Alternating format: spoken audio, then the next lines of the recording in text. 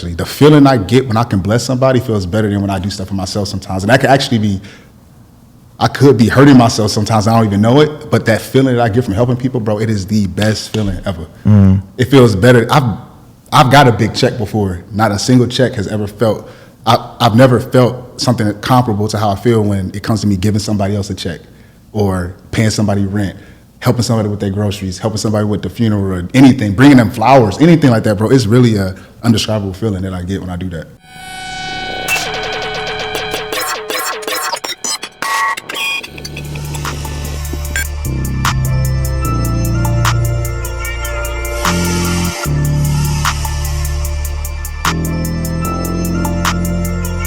Describe myself in 2 words, rich and unemployed. These stones cost 2 birds. Let it count it when she bored. Deposit hit checks clearing, ayy, nothing void. I know that ain't my ex calling, null and void. Where we going? Money going up, money counting. My money going up, she still counting. Ayy, money going up, you ain't got it. I'ma go get my money going up. Welcome again to the Rich and Unemployed podcast, where we interview young entrepreneurs, rich, poor, middle class, whatever. And we got my homie. What's up, man? Introduce yourself. What's up, man? Thank you for having me on. My name is Trells Ceo, entrepreneur, owner of Cancer Brand, We Can't Survive, songwriter, relationship building guru, business coach, father, husband, gospel worker, you know what I'm saying? Philanthropist, humanitarian. Yes, sir. Cancer Brand. Tell me about it, bro. Like, how'd you come up with this? So, I had my aunt, Laura. She was like my mom. And when I found out I was adopted, we got really close.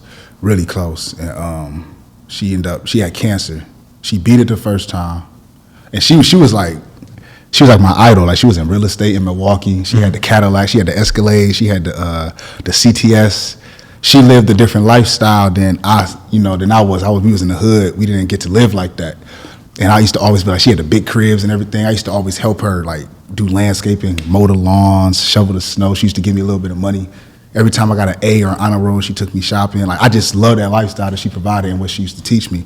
And we got close, really, really close. And she ended up passing from cancer. And when she passed from cancer, I always was good with the pen. I was a songwriter, rapper, battle rapper, all that. And one day I came up with the name Answer. It was Answer, ANSWER. And then I put the letter C in front of it, and that spells cancer. And I made that clothing brand for her. When she died, she left me $2,000. And I used that $2,000, and I started the awareness brand. And I was in Green Bay, Wisconsin when I started it. I had like the Packer players wearing it. The GM of the Packers, Mark Murphy, like I got me to the farmer's market, the mayor. It was doing pretty good in Green Bay.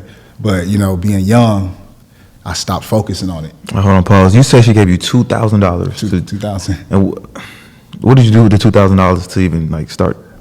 First thing I did was get the LLC. I went on LegalZoom, got the LLC, and I paid for a whole bunch of shirts. I paid for a website, and I did a kickball event. That's another thing I did with that money. I did a kickball for cancer event, and that was something else I did. But the money was gone at that point. And then I was working at this slaughterhouse, killing cows, whatever, to maintain to keep the money. And then I was stacking up with that and just putting all the money into the clothing brand. You know, and that's what happened. That's $2,000. Like $2,000.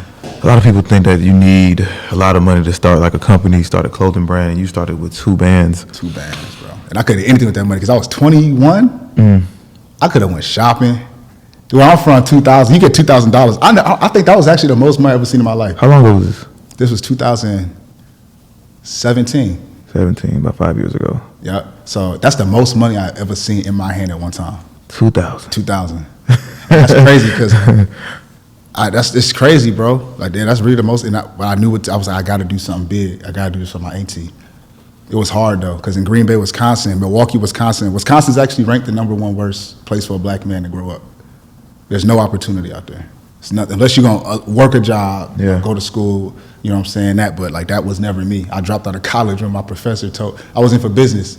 I said, hey, how much money you make a year? And he was like, I think he said like 40, 50. I was like, wait, you own a business?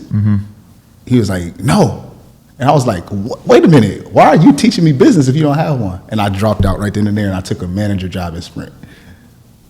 Same kind of, well, not the same story, but I was in college and I kind of just gave up on it, bro, because I just didn't see I didn't see me working a 9 to 5, and I just quit. Yeah. And, you know, started hustling. But what cancer did you have? She has stomach cancer, and that's what this purple actually stands for. Well, it's periwinkle, so this one's stomach cancer. Each cancer has its own color. So like yellow is children's cancer, pink is breast cancer, purple is pancreatic, orange is leukemia, green is lymphoma. Every cancer has its own color represented. So the brand isn't just about one type of cancer, because most people only know about breast cancer, pink, because that's the NFL, right. NBA, you know what I'm saying? So it's to bring awareness to the situation. So like, what's your marketing strategy behind it? Because like cancer is, you know, like a very sensitive, very like, it touches people, because, you know, you just like, it's a lot of people that have been affected. I've been affected by it. Like my mom passed away from cancer. First she had breast cancer, went through chemo, kind of sort of beat it. Then the cancer came back, and it was like bone marrow cancer or something like that. Well, the cancer was in her bones. Man. And I know I was affected by it. So like, what's your marketing strategy? Because like I done seen different type of people in your stuff, celebrities. Yeah. Like, how you do it? I'm gonna be honest, bro. I learned a lot of things from working these. I appreciate every job I had. Sales, like just learning and just being intentional with what I was learning. But I took every sales job I had, I took something from it. Selling insurance, that was what really did it. When I was selling insurance, to be honest, I was working for Aflac. I was 22, and I was selling people supplemental insurance, and people would have cancer, and I couldn't give them a policy, right? Like, so somebody would say, I have cancer. I literally had to look them in their face and tell them no, because it's something called pre-existing conditions. So a lot of people don't prepare. We're not proactive. We wait till things happen. Unfortunately, it just happens sometimes. You don't know. No one expects to get cancer. You know what I'm saying? But that impacted me a lot, having to tell people, know that I can't help you when you have cancer. So one thing I do is, first, I learned in sales, emotion sells. It's crazy that people say sex sells. No, emotion sells. Sex does sell, but emotion really sells. When people get emotional, what do they do most of the time? They buy. And I realized that the impact that I make, first I make the impact. So when I come to people, it's not right away just, I show them the donations, I show them what I do, I show them the impact. That gets people like, it gets people open enough to tell me, like, bro, like, it's not easy for you to come out and say, I lost someone to cancer. I give people that vulnerable space to say those things, you know what I'm saying? So when I approach people with the brand, is really just hey, I tell them my story. My aunt died from cancer, left me some money, and I used it to start this, boom. I was surprised by how many people are actually impacted by that. Like, it's a lot of people, and it's sad too, man. How many people are really gonna tell someone, no, my aunt died from cancer, left me this money, and I started this brand, will you buy this? Who's gonna say no to that? And especially somebody that been through it. Especially someone that has been through it. And I'm sincerely only doing this for the impact. Yeah, because I was gonna say, like, I see that you don't do it for the money, because I know you told me that like some of your income you'll donate it. Oh yeah, big time. Makeovers. I got content. I got so much content in me helping people. I haven't even posted it yet because I'm doing this whole rebranding thing. But I went to Milwaukee. This little girl named Maya for Christmas. Surprised her. Got her on the phone with some of the celebrities she know. Pretty V, Lakia. She wanted to talk to them. They FaceTimed her. Me and my wife took her shopping. Got her a makeover. My wife's a celebrity makeup artist, so she did her. Looked real beautiful. You know, just help people pay their bills, flowers, funeral costs, stuff like that. That's really what I do. But it's to a point now where I had to pull back a little bit because I was really doing it out of just the profits of the brand. Yeah. But now I know more about business, and there's another way to go about that. But yeah, I made a lot of impact in that way, bro, for sure. Why though? Like, why not? Why are you just doing it to help? You know, because people start businesses to, you know, make money, put the money in their pocket. Why? That's the thing. It is the why. Because my auntie left me that money. It wasn't to do nothing stupid with it.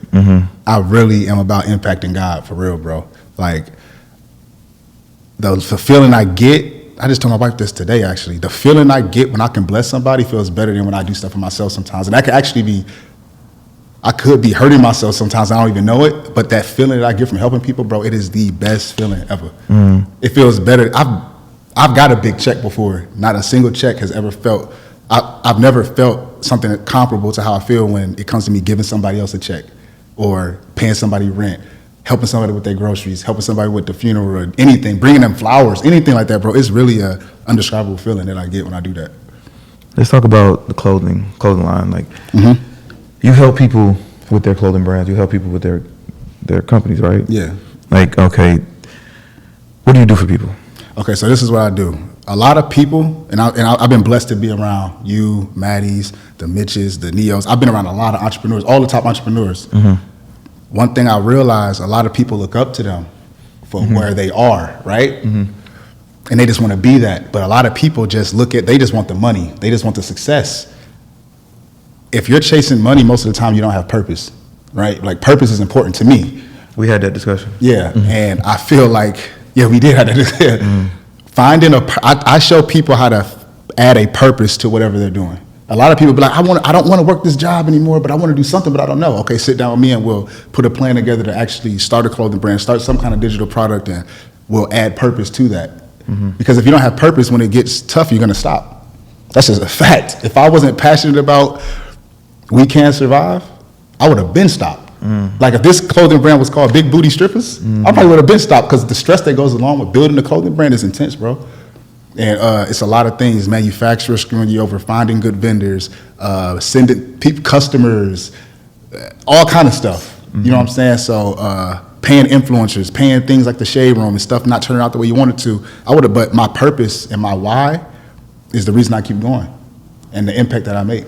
So a lot of people need to add that instead of just saying, I want to be rich, I want to do this, I want to do that, because you're going to stop. As soon as any kind of trial comes, you're going to stop.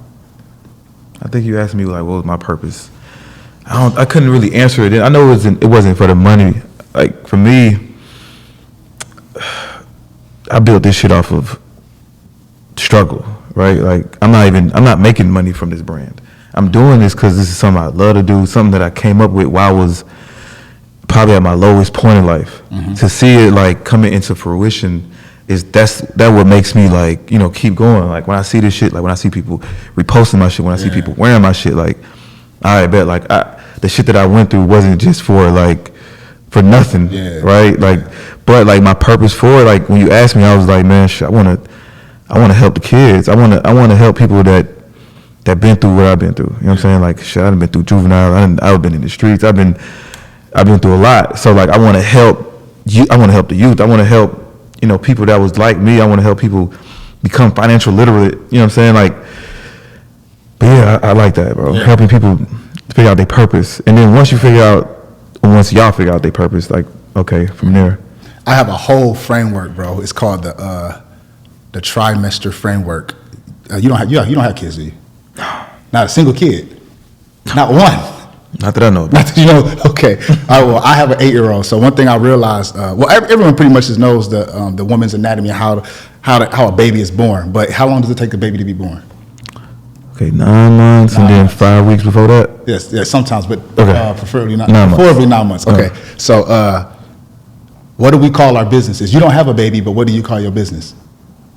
A baby? Your baby. Exactly. So what I do is I have these 9 steps that are comparable to 9 months, so you can birth a successful business baby, right? But it's not 9 months; it's a 30-day process. For sure. 30 to 60 days, depending on which client, what they want to do. But within these 9 steps, we're gonna get that thing popping. What's the 9 steps? Okay, so the first step is gonna be to find out what hurt you, what you overcame, or a cause that you want to support. Right? Let's just use my business for example. Something that hurt me was cancer. My auntie died from cancer, left me some money. Boom, boom. That hurt me. So the second step is going to be to form the business around what hurt you. So that would be a clothing brand. That's step 2. Step 3 is content. You see how I get with the content. Like, I go crazy with the content. That's the first trimester, first 3 steps. All right, so the 4th step is going to be build a community. I always bring Travis Scott up to my clients. Travis Scott can literally dookie on a piece of paper and sell it, and it's going to sell out. Why? Because he built a community around him. right? I also tell people to build a community for the simple reason that, say for example, TikTok. When you watch one TikTok video, it goes right to the next one. Yeah. There's there's really no way for you to go click a link and go to it. Like, it's literally next video, next video, next video. It's too many distractions. Someone can literally go on Instagram right now after this interview and say, hey, I want to go look up We Can't Survive. But what can happen as soon as they log on Instagram, they might see Ari, they might see Shade Room, they get distracted. Even if they intentionally went there for We Can't Survive. But if you have a community, which is a Discord, Reddit, something like that, as soon as you go into, you go on Discord to find We Can't Survive, that's all you're seeing. It's all there. There's no Shade Room post in between. There's no ad. It's just, you're there in that community. And then a lot of people don't understand too, when you have a community, if I have, for example, when I had that Shade Room post, my brother Matty actually told me not to do the Shade Room. He told me to wait. I should have listened, but I'm learning as I go. He said, wait till you build a community first. All those followers that I got from that Shade Room post, they went to my Instagram. Imagine if they all would have went to my Discord instead. Say I got 4,000 people go to my Discord. Every time I drop something in there, it's gonna sell out. But on Instagram, they're only gonna show 10%, and then they got all those distractions. You're asking someone to get off of a free app. People on Instagram and TikTok is free. You're asking someone to get off of a free app to go to my website where you're gonna have to pay something. It's like kind of selfish in a way. I'm asking you to stop what you're doing to buy something. That's not what you came to Instagram to do. Right. You know what I'm saying? So I tell people to build a community. After the community, there's gonna be website. I build websites. I got people that build websites. We're gonna build a website that has a good conversion rate. They're gonna have all the apps, data collection and all that stuff, which is the next step, which is data collection. Step 7 is gonna be influencers. 8 is gonna be blog posts, Shade Room, stuff like that. And then step 9 is actually gonna be ads. And then you're gonna recycle all of that stuff. So those are the 9 steps. And if everyone, it's all about impact.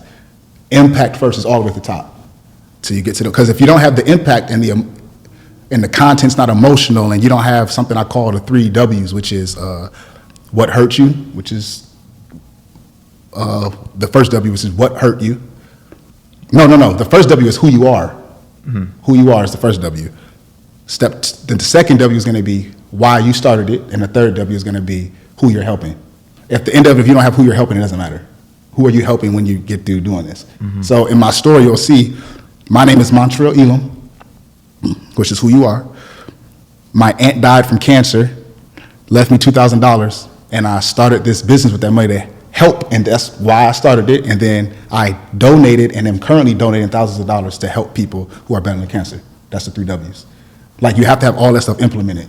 Impact over income, all day, every day.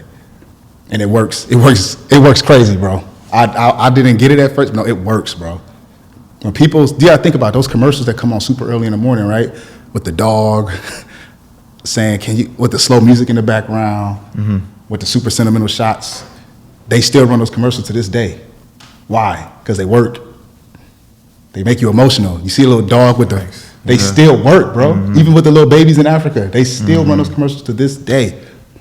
That shit do work. It worked, bro. You be sitting there like, you feel bad for not even donating. You be like, I'm going to hell. You feel me? Yeah. So yeah, I study a lot, man. I study all the entrepreneurs that I'm around, bro. When it comes to building relationships, bro, that's it, bro. Community. It would seem like it would be easy for you to start a community because there's a lot of people in that that's been affected by it. So like, have you created Discord yet? Yeah, I have a Discord. Yeah. Yep. So like, what type of content are you putting in this Discord? Okay, this is. Are you making people feel emotional in there? Like, no, the Discord isn't for me at all. See, this is the thing. The way I'm building my Discord. So, I am a entrepreneur. I'm a husband. I'm a father. I got other things that I want to do. That Discord is for them actually to love themselves, right? So, for example, if it's 100 people in there, they're all talking to each other. They're all talking about their stories to each other. They're all uplifting each other, giving each other resources and things like that. That's for them. I don't, and it's the thing too, because I've never had cancer before. You gotta think about it. People that have cancer don't really want to, what can I say? Yeah. I have something called Crohn's disease. I don't want to talk to someone that doesn't have Crohn's disease on how to fix it. And I put myself in their shoes with that. Like, no, they're there for each other. Even when I'm putting together right now a retreat. I want to do a retreat I want to take 30 to 60 people that have cancer or survive cancer or whatever, and I want to put them on a cruise or a trip or something like that, and they all can just mingle with each other, love each other, and stuff like that. That's the kind of stuff I'm trying to do. But that's also a community-based thing. So that's what I want to do. That's more impact, because they're uplifting each other. I wasn't even thinking about that, because I thought if I created a Discord, I got to be the head honcho and trying to, like, you know, give out information and direct these people. No. You start off doing that with the things that are going to lead them there. For example, my brother Corey taught me something. He said, Corey Support Blackologist, he taught me this. He said, you ever have somebody that call you and only ask for only when they want something? That's kind of what that's kind of what we do with our clothing brands. You got to think about it, like, so it's like, even when I first started Cancer Brand, it was more of every time I dropped a new piece of merch, that's the only time I would post. But I got this new method that I came up with called the 3GA method. It's called 3 gives, 3GA, 3 gives and an ask. So what I'll do first is I'll give you a statistic. You can see on my Instagram page, so it'll say 7 out of 10 people are gonna something with cancer. Boom, I gave you a statistic. That's impact, right? The next post might be a story, right? Go on, you know, put a story up. The dude that plays for the Trailblazers, Anfern Simmons, whatever his name is, his grandfather just died from cancer. I used that story and I posted. I gave someone a story, right? And then that's impactful as well. Then the third one is I'm going to give them a resource. Do you know if anyone has cancer? Call this number and boom, boom, boom, boom, boom, boom, boom. I'll give you a resource. Now I'm in a position to ask for something. Hey, this new shirt's coming out. I did it with this one. I posted something that said, most people only know about breast cancer. There's 40 different cancers. Boom. That's a statistic that no one knew. Then I posted a story of someone talking about all the different types of cancer, right? Then I dropped a resource to teach people about the different types of cancer, which is a resource. Then I finally dropped this. And you actually build up sales that way too, because now people are kind of expecting this. If I just drop this out of nowhere, it's kind of like, that was kind of selfish. Yeah. It's kind of out of nowhere. I wasn't expecting that. You know what I mean? It's a whole system and a formula to do this. Put the odds in your favor for you to actually grow. Yeah. So 3 gives and an ask. It's like my boy Matty tells me. He says, "Do you make enough deposits to actually ask for a withdrawal?" And that was actually relationship advice. Do you make enough deposits in your relationship to actually ask for a withdrawal? Some people are just taking, and then they wonder why things crumble in their face. So let's talk about you being homeless. Like, you used to be homeless, right? You told me. Yeah, for a minute, multiple times. Yeah. When was the last time you was homeless? Last time I was homeless was 2019, right before 2019, 2020, 2019 and 2020 actually. It was like right at the beginning, because the beginning of 2020, my life changed. Yeah. How'd you become homeless? So the first time I became homeless. Hold on. Because sometimes when people say homeless, they like, I was homeless. Like, they ain't got nowhere to stay. They go sleep at somebody's crib. No. I was sleeping out. I was on the street. Yeah, I was. Yeah. First time I was homeless. See, this is the thing. I always wanted more, bro. Like, I always just was like, I was in a city where like nobody supports you. Family your dreams are too big. Like me saying I want first, because I really was doing music. My only thing I wanted to do was do music, bro. I'm talking about I'm fire with the music. And I always pursued that dream. That's actually why I came to Atlanta. But when I went to California. That's the first time I ended up homeless, was going to California. I went to LA, and I went out there with my guy, went out there to link with my guy, Business Boy. He produced a Party Next Door and all them. And he told me I could stay on his couch. And me being irresponsible and all that, I messed that whole relationship up. Just being irresponsible. I went out there, lost my Social Security card, so I couldn't get a job. Lost my wallet after that, fell asleep on the bus, somebody robbed me, I guess they put something over my nose, and I was out, and I didn't even know where I was at. That happened, so when it's like stuff kept happening to me when I was out there. And I'm the type of person, I don't like being a burden on nobody. So I took that L. So when I was out there, I was just like, you know what? I ended up just staying out there, sleeping on the benches, kicking it with homeless people. And then one day I called my pops. I got all this documented on my phone, by the way. Like, I got all of this stuff from 2016 till now. And I called my pops, like, Dad, I'm out here bad. I need help. And my mom and dad don't got it like that, so it hurt to even do that. But they ended up helping me. They paid for me to get on a Greyhound bus to go live with my cousin in San Diego. And I stayed there for a month, stacked up some paper, doing some side work with him. Then I went back to Wisconsin. When I went back to Wisconsin, I ended up getting this little slaughterhouse job, killing cows, just stacking up. In my head, I was just like, as soon as I stack up another couple thousand, I'm gonna go somewhere else. Mm-hmm. And I did, and I ended up, my brother actually ended up calling me. He hit a jackpot in Vegas, in the casino in Milwaukee, excuse me. And he was like, I won 10,000, bro, let's go to Vegas. I said, bet. Left my job, I went to Vegas with him just to do it. And he paid for everything, and he lost all his money in Vegas. He lost that whole 10,000. And at this time I had the clothing line, so I was pissed that he didn't even invest in a clothing brand. But he was paying for the trip, so I ain't say nothing. But when I went to Vegas, that show, I was like, oh my God, this is life. I didn't know life was like that. Like, I didn't know about that lifestyle. Like, LA and Vegas are two different things. Like, LA is kind of quiet. It's kind of like, you got to know somebody to be in. Like, Vegas is just up, fast life. Nightless is crazy, bro. And I was like, I want to live like this. So when I went back home, I started selling weed. That's when I started selling drugs. And then I almost went to jail. I almost got caught. They did this big drugs thing. And I lived right across the street from the Packers Stadium. So I had this house where when I was selling drugs, nobody would ever, all these nice houses across the street from me was like party houses. So I didn't have neighbors because I knew the owners of the Green Bay Packers, GM of the Green Bay Packers. They helped me get a crib across the street from the stadium. I was just trapping out of that, straight up trapping. Then I got my baby mama a crib right next to me. I was just hustling and trapping, bro. I feel like it's crazy. I don't really talk about it. I feel like just yesterday this happened. But one day I had a customer that I had. He used to always buy an eighth. You know what an eighth is, right? What that is? But I was selling them for 60. Yeah. I was selling them things for 60, slanging them. And now one day I pulled up on him, and when I pulled up on him, he had like a whole bunch of SWAT team, like whatever you call those, drug tax, whatever you call that stuff. It was like 30 of them outside his crib, bro. Mm-hmm. I hit that U-turn so quick.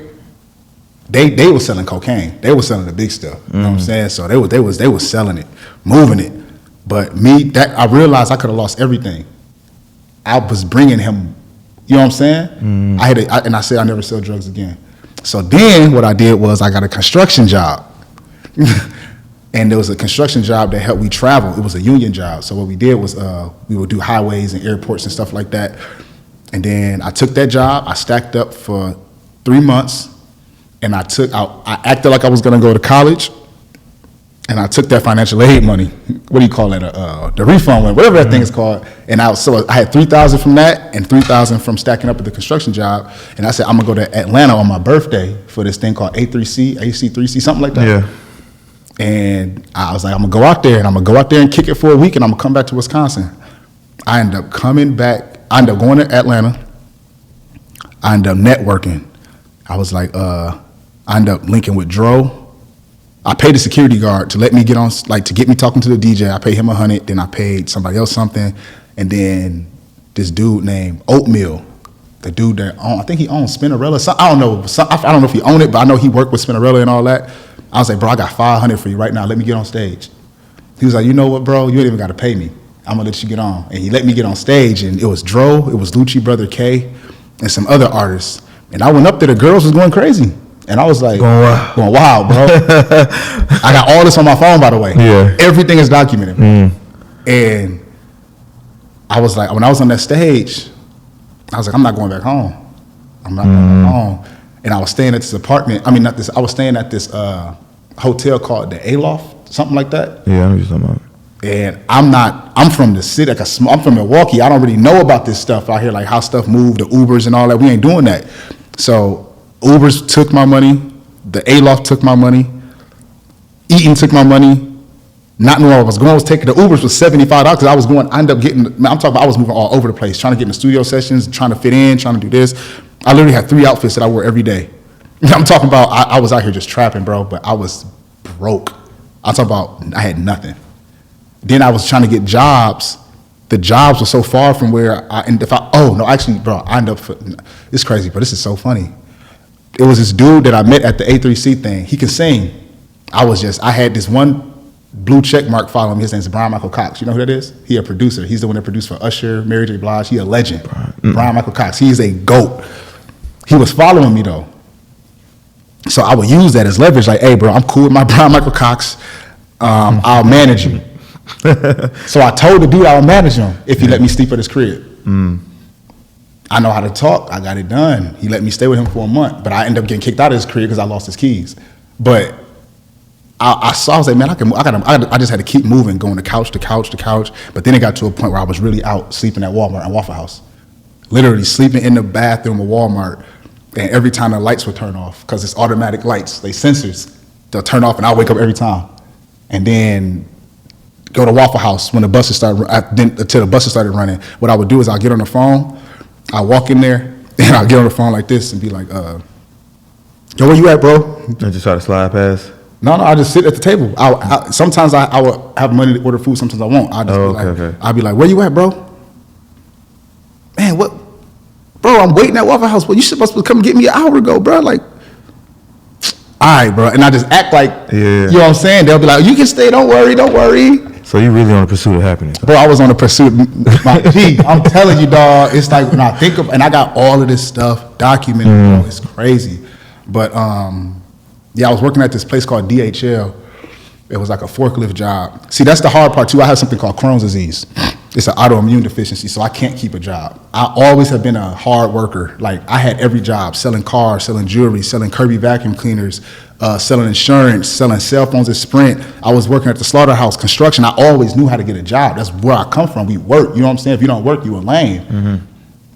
And but I got to a point when I was like 23, my health started to really deplete. Like, I was sick all the time. Like, so jobs are firing me left and right. That's actually what made me start selling weed, actually, because I kept getting fired from my jobs. They took my gallbladder out when I was 18, but they misdiagnosed me. But I really had Crohn's disease. So when I got 21, 22, it really started hitting me, bam, bam, bam, bam.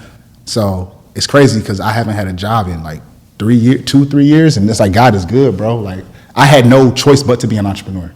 You started the cancer brand back in 2017, so I guess you didn't take this serious until when? I didn't take 2020. That's when my life changed. 2020. Actually, I ended up getting a situation. I was writing these songs. I ended up being a songwriter. I did catch some breaks, right? I was in studio sessions for Ruby Rose, Claremont Twins, Ty Dolla $ign, writing songs for NBA Youngboy, all kind of stuff, like, or hooks for NBA Youngboy, stuff like that. I was in situations where I always thought I was gonna make it, bro. I was close. But they snatched it from me every time. Like, every time. It was like God was protecting me, or God was telling me, I'm not giving this to you. I don't know what was going on, bro, but I'm telling you, I literally had Ruby Rose rapping one of the songs I wrote. I thought that was a payday. I remember I called my girl, I sent her the song, I sent my brother the song. We was in the car, me and my brother was in the car, I was geeked. Bro, she never released the song. She kicked it off the album or whatever she was gonna do. Claremont Twins, they didn't take it serious. I'm talking about every situation I had got snatched from under me. When I met Troy Taylor, he's the dude that's responsible for Trey songs. I was at his crib, writing, doing music every day. That didn't work out. Nothing was working out with music. And I said, you know what? He was my manager. He's still my homie though, Thomas. He linked me with Jazzy Faye. Literally, me and Jazzy Faye, that's my guy. I got all these relationships. Atlantic Records told me they was gonna sign me. I had all these situations, nothing broke through. And my girl is literally sitting there watching my heart get broken all the time. Like, I got all this stuff documented, bro. I repeat. And I was like, you know what? I'm focusing on Cancer Brand. And when I focused on Cancer Brand, bro, I'm talking about, like, it went crazy, dog. It went good. No, it's crazy to me. My biggest month was $40K. But that was a blessing because I never seen that much money in my life. Ever. You know what I'm saying? And I donated a lot of money. You know what I'm saying? So, I was like, I'm gonna stick with this, bro. Then I started meeting people like Corey and Justin. I got really close with Maddie. Maddie brought me around everybody, molded me, taught me everything. Like, Maddie's the reason I'm even with the faith I got with God, bro. Like, Maddie, thank God, changed my life, real talk. So it's like, and it's funny because I met Maddie when I was homeless, hooping at, and you told me yesterday, you said, you an a-hole, bro. You an a-hole, you a whole different person when you hoop. But I met Maddie hooping like that.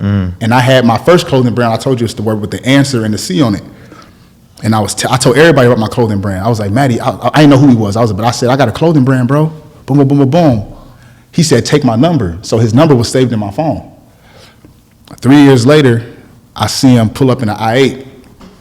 I actually just lost my wallet at Walmart, bro. Me and my girl was so pissed. Like, I just lost my wallet. So I was running around Walmart looking for my wallet.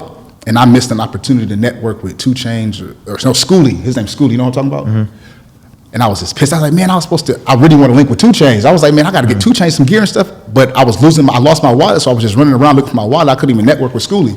So I missed that opportunity, and I was just kind of mad when I walked out Walmart. I was, boom, my girl called me and told me my wallet was in her purse. I was pissed. I was like, why you got my wallet in your purse? And then when I was walking out to my car, somebody pulled up in the I-8. This is why I feel like, bro, God is real, bro. But he pulled up in the I-8. As soon as I see somebody in a foreign car, I always talk to him. I'm networking. That's what I do every time. Well, used to do every time. But I was like, hey, I got this cancer event coming up for Tracy T and Pretty V.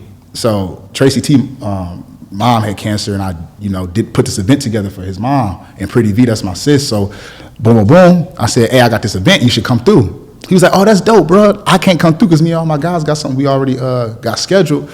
But take my number. His number was saved in my phone already 3 years ago. And he was like, wait a minute. You had a clothing line, da-da-da-da. And he saw that I was sticking with it. So that showed him that I stick to things, my consistency. And me and him, he started inviting me to hoop sessions and events and stuff like that. And it got me an opportunity to build with everybody. That's how I met you, I think, on the Wednesday hoop session. You know what I'm saying? But that's how that happened, bro.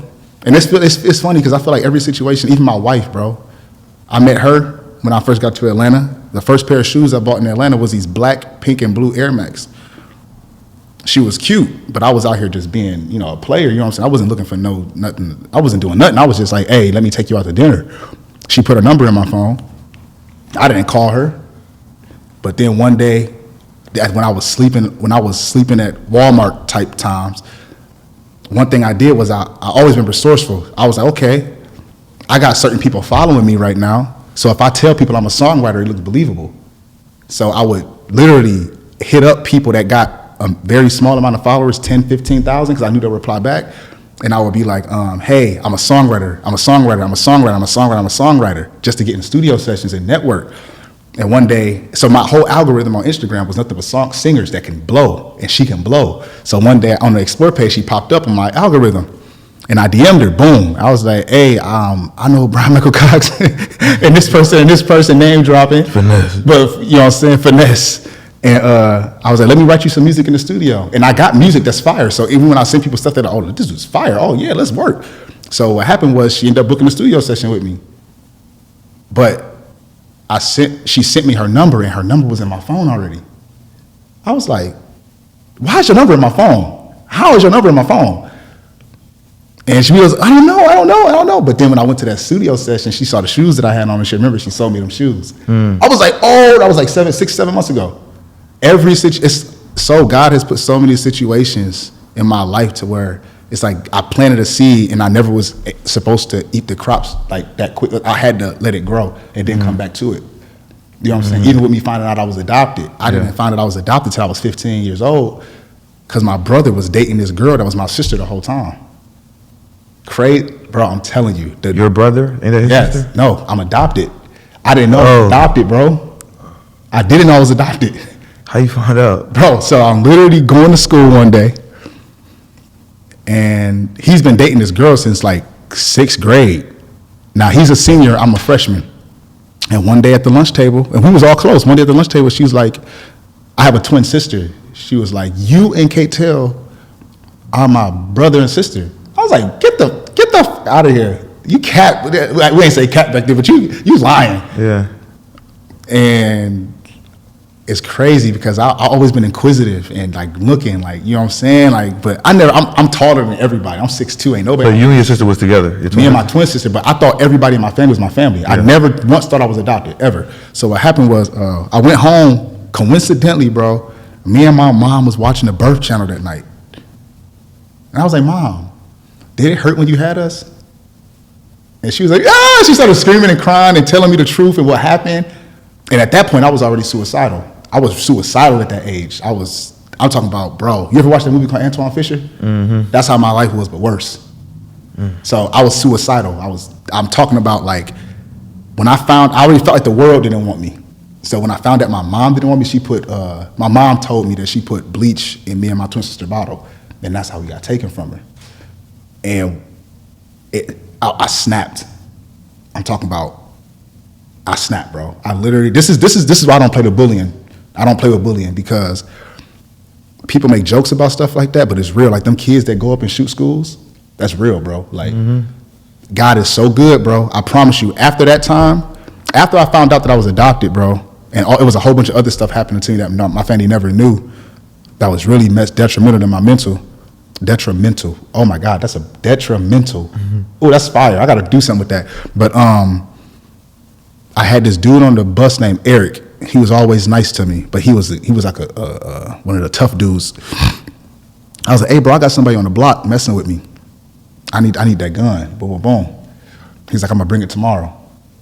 Bro, my intention, I got bullied to the point where my cousins was bullying me my cousins was putting me in the trash cans. My family was dumping me in the toilets. Like, it's like I felt like, then I found out my mama didn't want me. That was like the straw that broke the camel back. So what happened was, thank God, bro, he was gonna bring that gun, cause I know he was. A snowstorm happened in Wisconsin. Bro, then the next day, my mama moved me to Green Bay, which is 2 hours away from the school. I'm telling you, bro, if it wasn't for that, I would have been one of them kids. And it's crazy, dog. When I think about that, like, that's God, bro. Wait, who you gonna shoot? Anyone that ever laughed at me, anyone that ever picked on me, anybody that ever stole my lunch money, anybody that ever beat me up for no reason, I'm telling you, it was gonna be bad, bro. My mom and dad they had me on this medicine called Ritalin or something like that too. Yeah. They had me, bro. I'm talking about I'm telling you, bro, I didn't know, I was a kid, bro. And it's funny because even as an adult, this is why I think excuses, I don't believe in excuses. You gotta take accountability, but like, kids don't know better. Kids don't, how can I be, that's like if I met the dudes that did that to me. I actually met one of the dudes recently that actually was one of them dudes. He apologized. It was funny, but like, I can't look at you for what you did as a child. Yeah. You didn't know no better. You probably had some messed up situation going on at your crib. But like, I don't play with their bullying stuff, bro. Like, it's real, dog. It's not just a white thing, because a lot of people kill themselves. I was suicidal. I'm telling you, bro. When you find out your mama did what she did, and you find out then people messing with you, then you do this, and then you poor, you ain't got no money, you doing this and this and that. Bro, what do you know as a kid, bro? You know what I'm saying? So that's what I'm telling you, bro. Like, life, I'm blessed, dog. So when you gonna kill these people, you gonna kill yourself afterwards? I don't know, bro. I just wanted to cause harm on anybody that hurt me. That shit real. I used to be one of them kids bullying people. Not even just, I used to just be a clown, bro. I used to just make fun. You don't know no better, bro. I didn't, bro. But you gotta think, if you calling somebody gay, and they go home and they get molested, right? You don't know what's they're doing to somebody. You calling somebody broke, but they really living with roaches and this and that and this, bro. You don't know what you do, but kids don't know any better. Yeah. That's why I'm really big. Like, my brand is actually called Awareness Clothing, AWEAR. That's what my business is filed under. We Can't Survive is a subset. It's like under it, cancer awareness, but it's going to be bullying awareness. I have Crohn's disease, so it's going to be a Crohn's disease awareness. I'm going to have an awareness for everything, bro. This brand is going to branch off to so many things one day. But I'm big on impact. That's why I'm saying impact is like a genuine thing for me. Like, it's no cap, bro. Like, I'm serious. I got a mission, bro. What's your goals for your company? I want to open up foster cares because I'm adopted. I want to speak. One thing I really want to do is speak. Like, I'm going to speak soon, like, for sure. Like, I just want to be a leader with that stuff, bro. Like, help people really get to know God, get to know themselves. That's one reason too, like, a lot of these people I coach, it's so dope because I feel like they're able to be vulnerable with me. Because when they say stuff like, I got one client that's been in a domestically violent relationship, right? She was like, I'm so nervous to talk about what people are gonna say about me. I said, I tell her my story, and guess what? What do you think happens after I tell her my story? Open up. She's like, oh my God, I can tell my story, and then she tells her story, and she attaches her. I got some clients, bro, that's about to come out with some big brands that's about to change some people's lives, bro. Your story is not made for you. It's not. My story is not made for me. I'm not in the mirror telling myself, hey, Trell, you was adopted, you was this, and be like, oh, that's weird. I'm not talking to myself like that. My story is to impact other people. That's why God gives you those stories. Just like your stories and your talents are the same thing to me. Some people don't have a crazy story, but they have crazy talent. I was somebody that, I had talent, don't get me wrong, but I value my story a lot. because I'm excited that I went through all I went through and made it out. That's why I try to tell people too with my coaching. I tell people, if you're money hungry, I don't take every client. If you think about money, I don't want to work with you, because that's not, at the end of this, it's supposed to be impact. And I tell every client, I show you how to bring impact and take your story and add purpose to your brand so you can do it for other people. That's what I teach people how to do. Money is going to come if you do the impact. It is. You know what I'm saying? So, yeah, dog, that's how it go. That's deep, bro. Being around all these entrepreneurs, because you're around some heavy hitters. Oh, definitely. Thank God. And I don't know, a lot of people like buy into their lifestyle, like buy into like, and they kind of see like, because all of them kind of sell a dream or sell a product, and people look at that like as motivation, and they see like, okay, well, anything that they're selling, if I buy it, I can be just like them. I can obtain the same things they have. Like, how do you feel about that? To each his own. I don't got no problem with it. Get your money. But like I told you, because I'm big on the impact, I feel like sometimes it's misleading. I ain't gonna cap. So, for example, it was for me to be around all these. I was broke when I was around everybody, right? Everybody don't got that mentality. I'm secure in myself, so I could be around millionaires. I could be around 50s. I could be around anybody and feel like I'm the man, right? I don't feel like, oh, I have to have that. I have to have that. But I feel like a lot of people don't got that. So that's why I feel like with me, I just can't do that to nobody. So this is why for example, everybody wants to be with the designer and the foreign cars and the lifestyle, the travel and all that, the $100,000 months. But in reality, you got to learn how to get to $5,000 a month. That's what I feel like needs to be promoted more. You know what I'm saying? Because to be honest, a lot of people will never make that much money. $5,000 a month, how much is that a year? It's like 60. That's 60. That's crazy, bro. Like some people are making $30,000, $40,000 a year, but they looking at $100,000 a month. Like you skipping steps. I feel like, and it gives people false goals. It gives people these, everyone's like, me and my wife was just talking about this.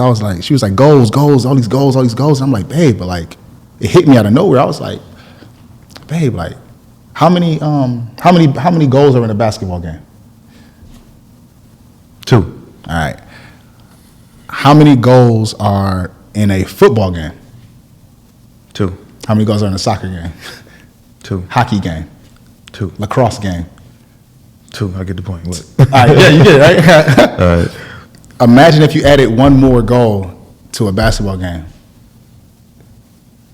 It'd be complicated. It'll be chaos, right? And I feel like we got to kind of look at it like, okay, treat each month as a goal or something like that. But everybody has these, like treat it as quarters or something. You know what I'm saying? Like finish each game, then go to the next one. But everybody got all these goals, and then they wonder why it never happens. Piled on top of each other. That's it, bro. It's chaos. You know what I'm saying? Then you wake up and you're 35, and now you feel this pressure. Oh my God, I got to really get it. And now you got those. It's like, bro, like that's why I feel like a lot of these courses and coaching and the masterminds, some of them be fluff to me or cap or selling dreams, and I'm not with that. I personally can't do that. That's why I teach people. I'm going to show you straight up. Hey, I'm going to show you how to add impact to your brand. I'm going to show you how to make $5,000, $10,000, $15,000, $20,000, $30,000 a month. And if you can't appreciate that, that's crazy to me, because I was just reading something that was talking about how you got to be careful being around people that always say they want. I want this, I want this, I want that. Because actually when you're saying you always want something, you're actually always saying that you're lacking. You feel me? Like, if you always want something, that means you always are lacking. You ain't got it. You ain't got it. When are you going to be like, you know what, I made $10,000 this month.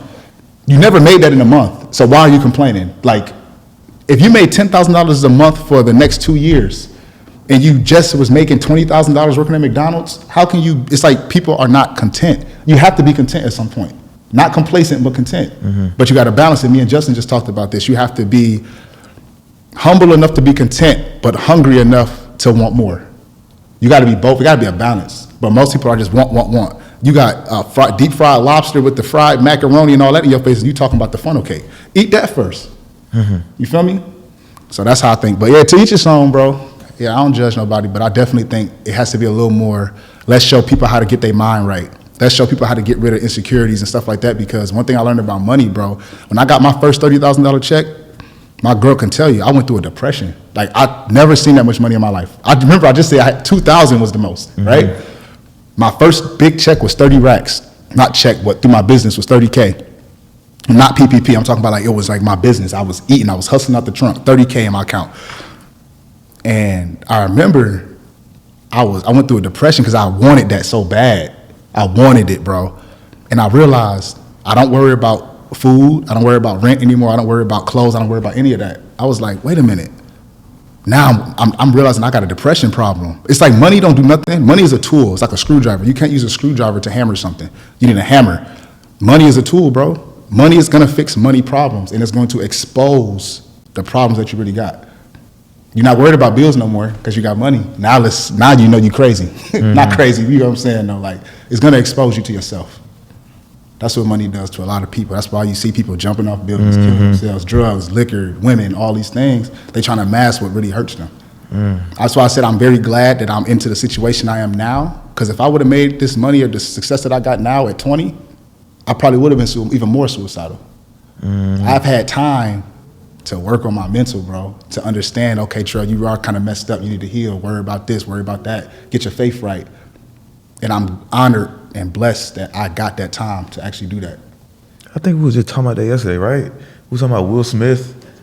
He was talking about like he made all this money and it really didn't matter. But it's like, you could say that now, like that you're rich, but like sitting there broke, you can't really, bro. Can't even picture that. Like, I need this money. And that's first, what's up. And I figure out about the struggle later. Yeah, you know what I'm saying? What they say? I'd rather cry in a Benz I'd rather cry in a Bentley than I ain't trying to know, bro. That's not real. I would. All right, bro. I mean, no, I'm not saying. I'm gonna be honest with you. It's nice not having to worry about eating food, rent, boom. Yes, but I'm telling you though, it takes a load off your shoulder.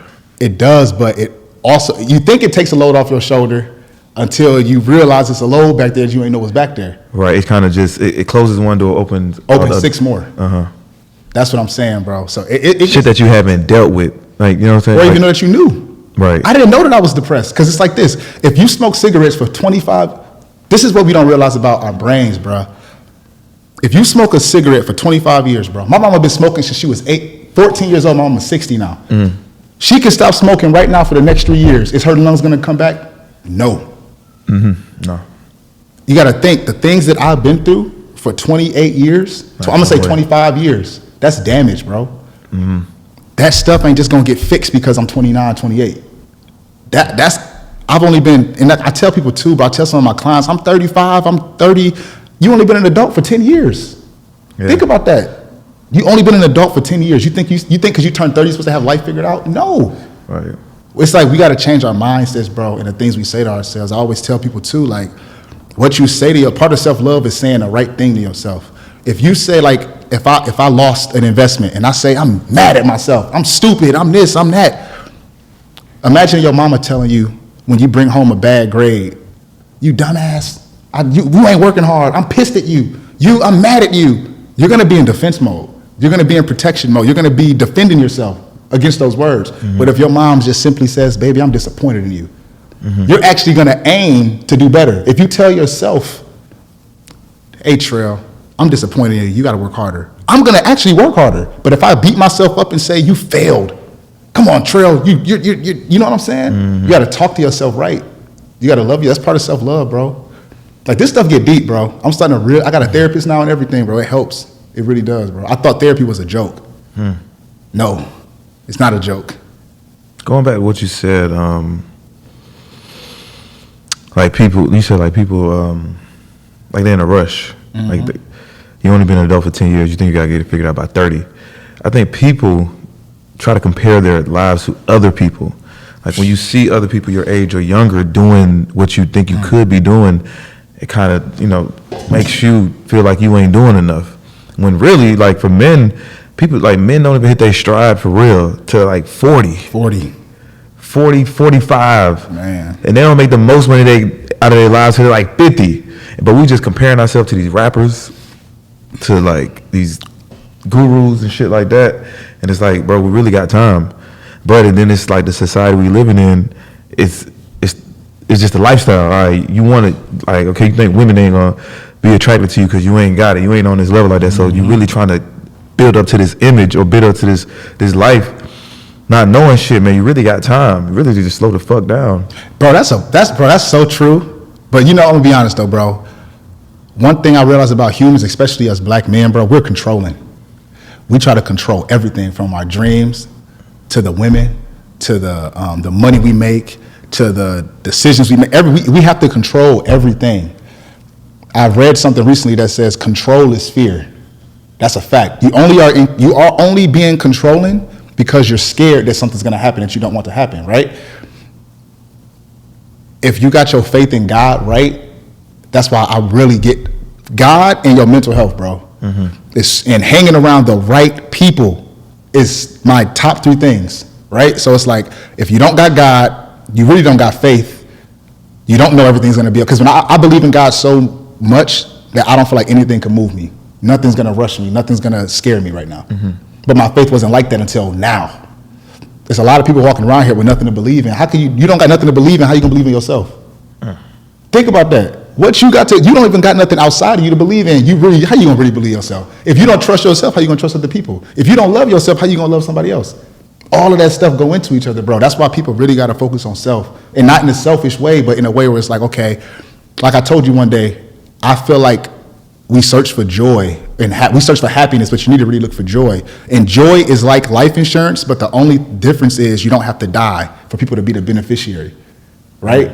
Life insurance, you got to die for somebody to benefit. Joy, you can put that in you and invest in that, like life insurance, and everybody around you is going to benefit. But you got to have faith that like, work on yourself and know, okay, you know, I even told my wife, like, I'm doing everything for me. You and my son are going to benefit, though. You don't have to die. You can live, bro. You know what I'm saying? You got to really love yourself, bro.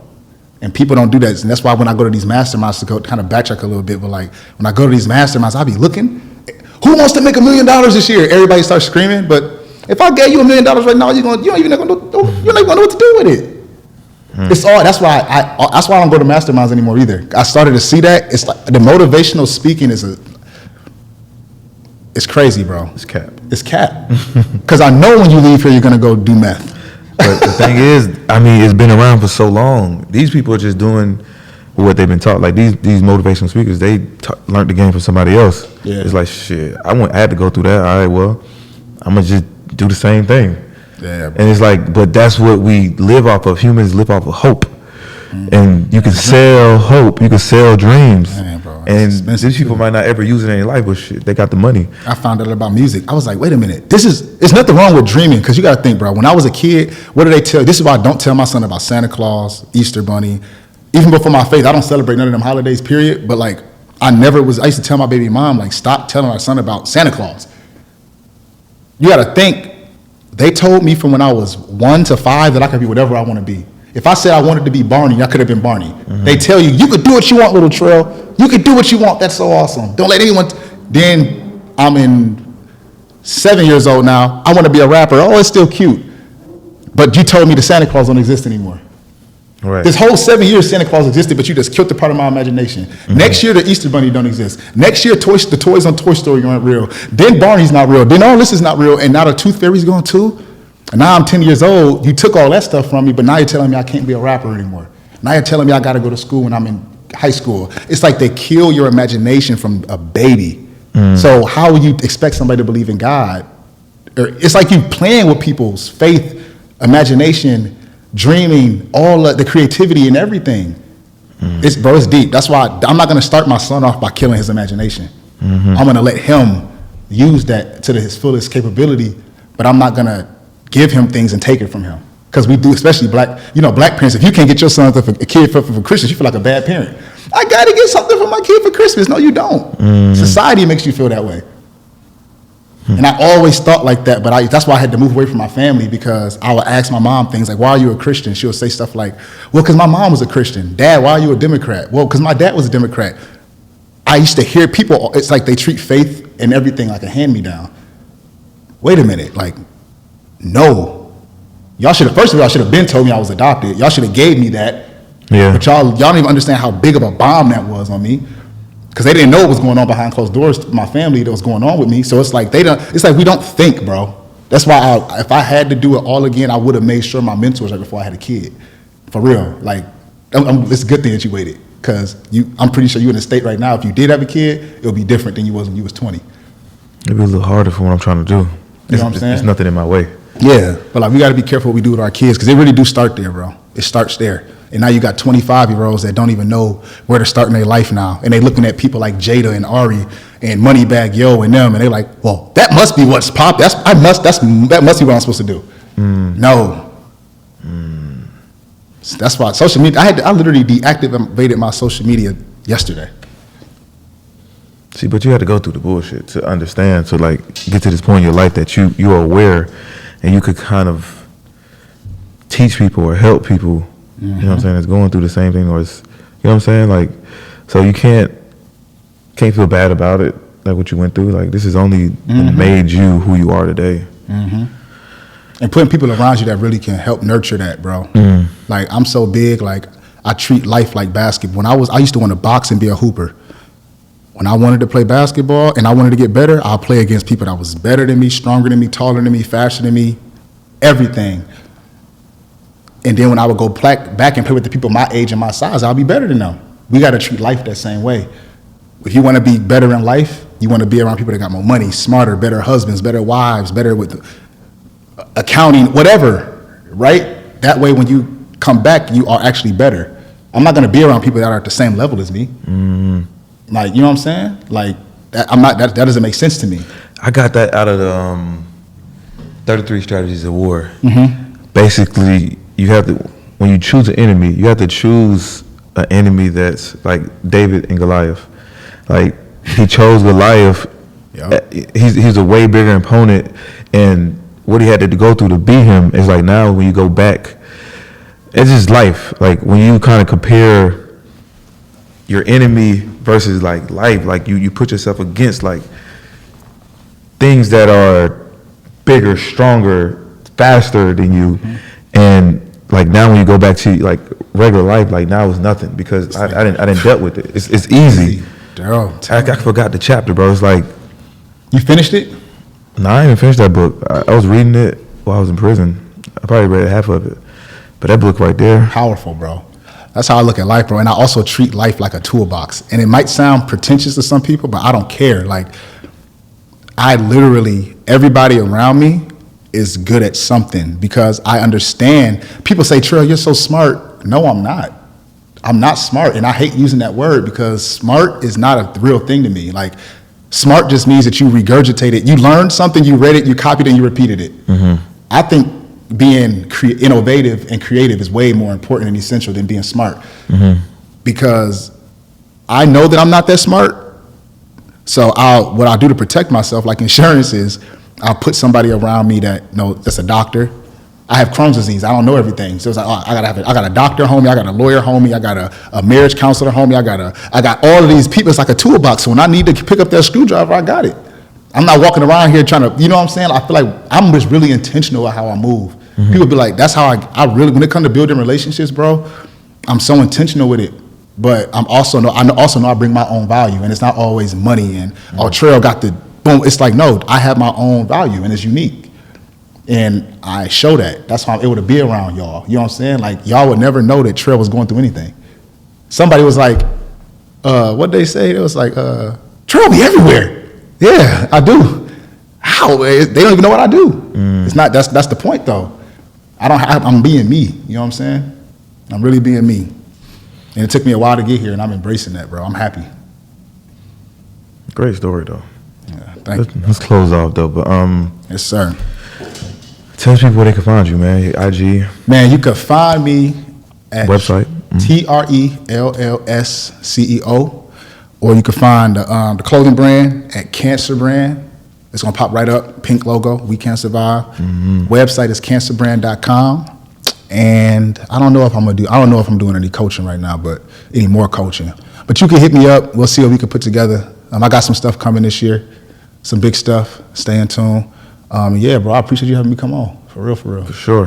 Thank y'all for tuning in. It's another great episode. Make sure you subscribe to the channel. Like, comment. I'm going to leave the link in the description to get some merch for both of them, actually. So, thank y'all for tuning in. Until we meet again, Rich and Unemployed. Rich and Unemployed. My boy. That was a good hour. That was an hour? Mm-hmm. Damn, that felt quick, bro. Yeah. I didn't even. And that was dope, bro. Yeah.